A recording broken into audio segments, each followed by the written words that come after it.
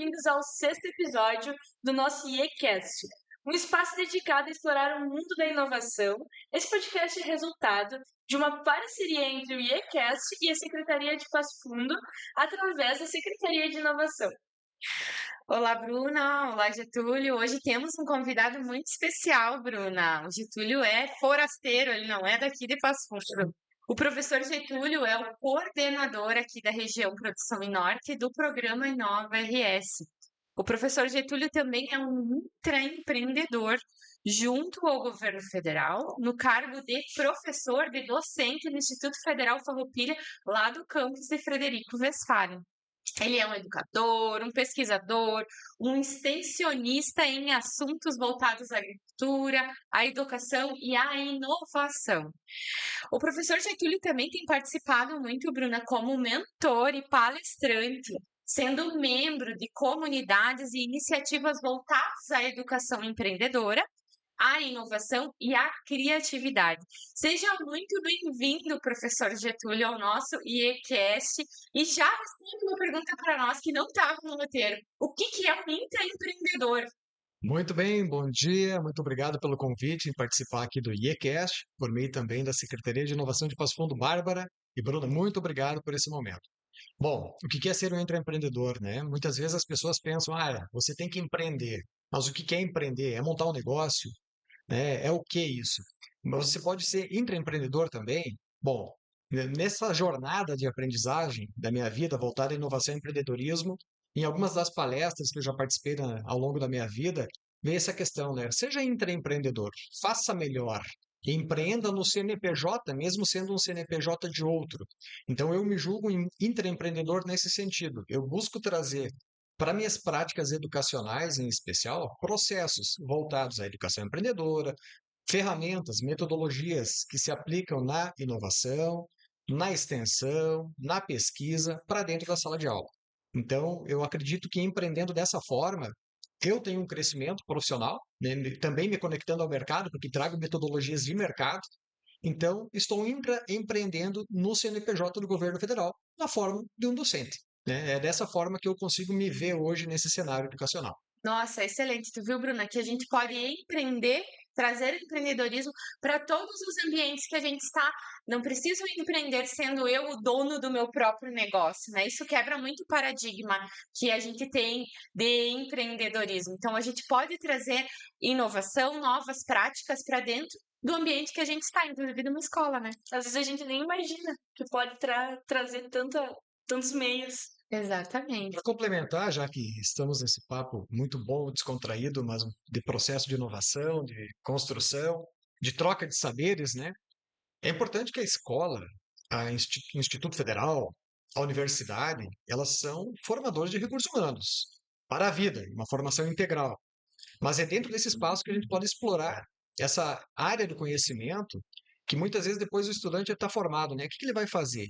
Ele quer empreender de fato, abrir um negócio, vamos pensar assim, trazer soluções e soluções inovadoras para o mercado, mas é importante conectar ela com essas ferramentas, né? Pesquisa de mercado, mapa da empatia, né? Matriz SWOT, ferramentas de gestão, de administração, mas que elas podem se encaixar em vários dos processos educacionais. Me permita, já que nós começamos dessa forma, a festa junina, já que estamos em julho, né? Junina, Julina, a festa junina, ela pode ser um projeto de educação empreendedora. Se eu tenho que pesquisar o que as pessoas querem consumir, eu estou fazendo um levantamento com base nos dados da população educacional. Aí eu vou mensurar, se deu rapadura e deu paçoca e deu pipoca, bom, quanto eu tenho que comprar? Quanto isso custa? Quanto que eu vou ter que vender agora esse pacote? Qual é o processo de comunicação, já que estamos falando em comunicação? Como é que eu vou fazer o processo de marketing, né? A divulgação desse evento, que é um evento festivo, mas que ele pode fazer parte de um processo de educação empreendedora.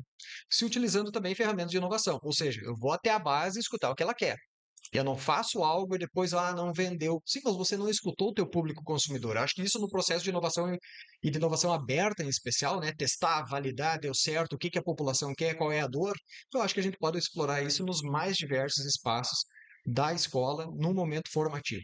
Nossa, excelente, assim, realmente uma aula de empreendedorismo, de intraempreendedorismo e empreendedorismo nos ambientes que a gente está. O professor Getúlio, então, Bruna, ele é coordenador da região Produção e Norte do programa Inova RS. O que é esse programa Inova RS, professor? Bom, vamos lá. O Programa Inova RS é um programa do Governo do Estado, né, do Rio Grande do Sul, em especial da Secretaria de Inovação, Ciência e Tecnologia, que visa desenvolvimento local por meio de uma estratégia cujo elemento central é a inovação. Bom, já é um desafio, né? Se fala tanto em inovação, mas o que é inovação? O que são soluções inovadoras? Como que o Estado pode promover desenvolvimento local, agregar valor, atrair talentos, produzir talentos, reter talentos, né?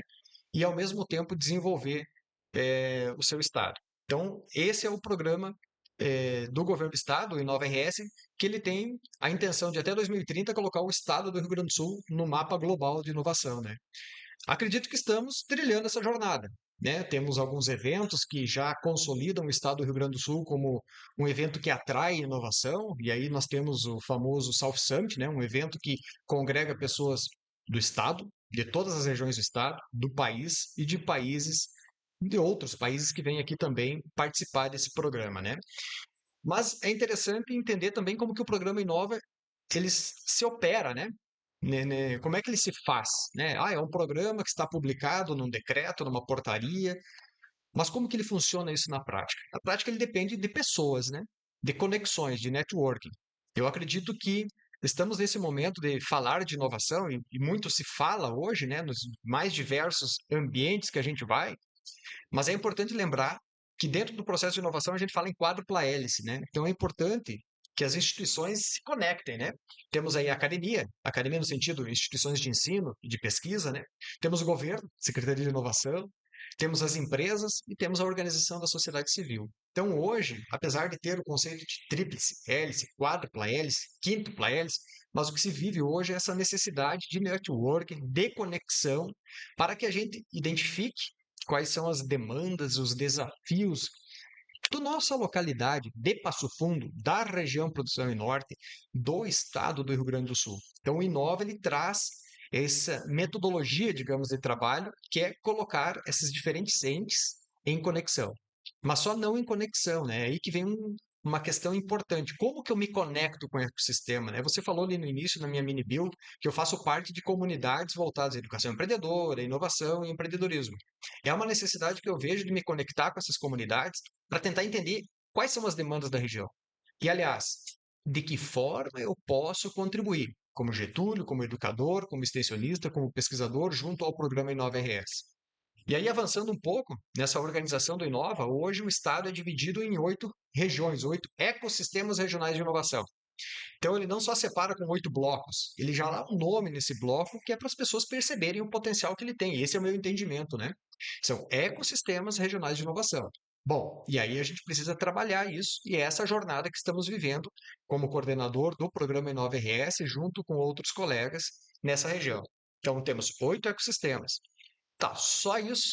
Não, temos um pouco mais, né? Existe um conselho consultivo, que tem um representante de cada ecossistema, e também temos comitês estratégicos e técnicos, ou seja, são pessoas que representam a quádrupla hélice, que têm o objetivo de, além de se conectar, induzir, buscar desafios, apontar desafios, ou seja, fazer essa conexão para que a gente tenha depois projetos. Né? Porque a SICT também, a Secretaria de Inovação, Ciência e Tecnologia, né? A SICT, ela também tem editais específicos para induzir, né, com apoio financeiro, o desenvolvimento local.